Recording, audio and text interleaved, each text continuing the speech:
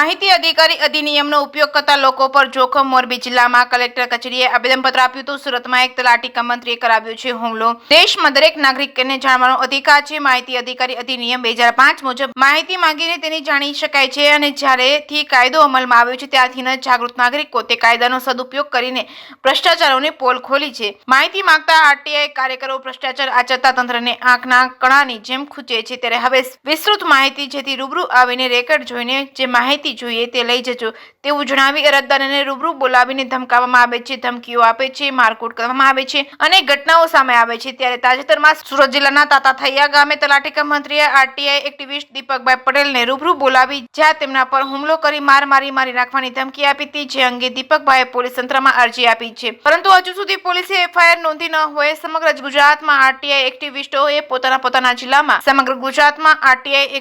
પોતાના જિલ્લામાં આજે બપોરે આવેદનપત્ર આપ્યું હતું, જેની સૂચનાના ભાગરૂપે મોરબી જિલ્લામાં આરટીઆઈ એક્ટિવિસ્ટ ગ્રુપ દ્વારા જિલ્લા કલેક્ટર સાહેબને કેબી ઝવેરીને આવેદનપત્ર આપ્યું હતું. સુરતમાં બનેલી ઘટનાને વખોડી કાઢીને તાત્કાલિક ધોરણે હુમલો કરનાર સામે પોલીસમાં અરજી થઈ અને એફઆઈઆર નોંધી આરટીઆઈ કાર્યકરોને પ્રોટેક્શન પૂરું પાડવામાં આવે તેવી માંગ કરવામાં આવી છે. જે કેસની ગુજરાતી સાથે શ્રીકાંત પટેલ, મોરબી.